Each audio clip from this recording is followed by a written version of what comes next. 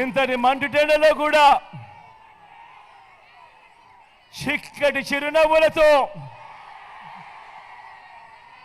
ఇంతటి అభిమానం ఇంతటి ప్రేమానురాగాలు చూపిస్తా ఉన్నా నా ప్రతి అక్కకు, నా ప్రతి చెల్లెమ్మకు, నా ప్రతి అవ్వకు, నా ప్రతి తాతకు,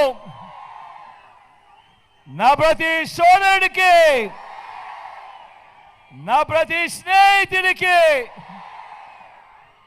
మీ అందరి ప్రేమానురాగాలకు, ఆప్యాయతలకు మీ జగన్, మీ బిడ్డ రెండు చేతులు జోడించి పేరు పేరున హృదయపూర్వకంగా కృతజ్ఞతలు తెలుపుకుంటా ఉన్నాడు.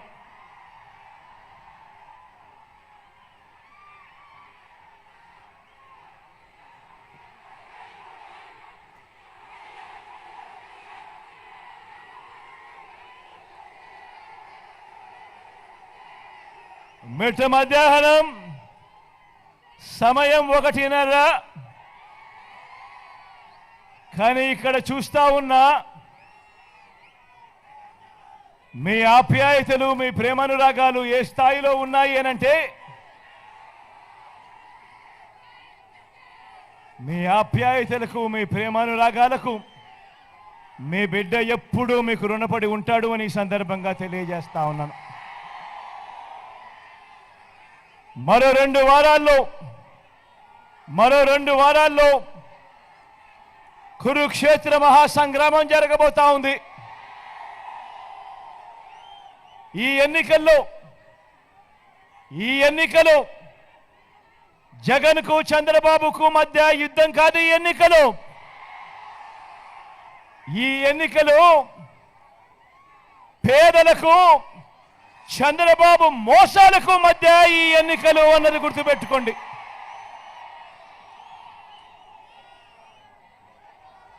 ఇవి కేవలం ఎమ్మెల్యేలను, ఎంపీలను ఎన్నుకునేందుకు మాత్రమే జరుగుతా ఉన్న ఎన్నికలు కావు.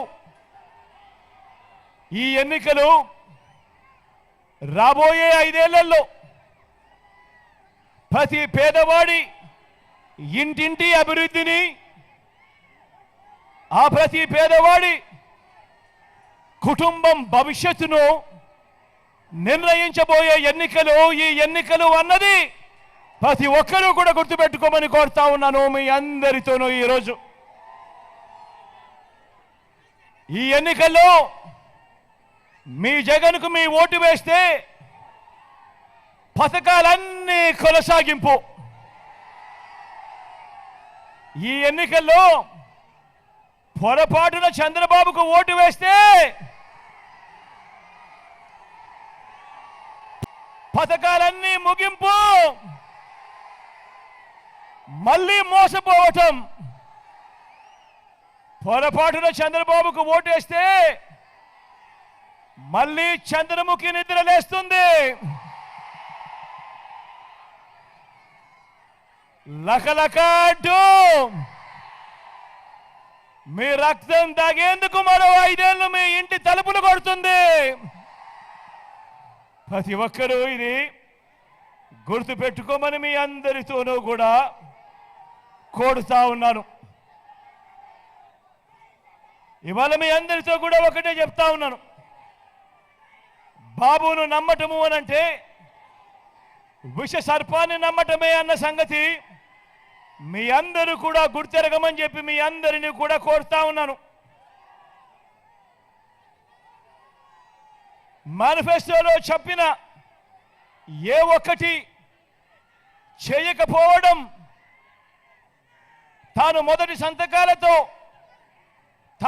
సంతకాలుగా పెట్టిన ఏ వాగ్దానాన్ని నెరవేర్చకపోవడం చంద్రబాబు నైజమైతే, మరోపక్క మీ బిడ్డ చెప్పిన ప్రతి మాటను కూడా, ఎన్నికల మేనిఫెస్టోలో చెప్పిన ప్రతి మాటను కూడా ఏకంగా 99% అమలు చేసి ప్రతి పేదవాడికి మంచి చెయ్యాలి అని తాపత్రయంతో అడుగులు వేయడం మీ బిడ్డ నైజం.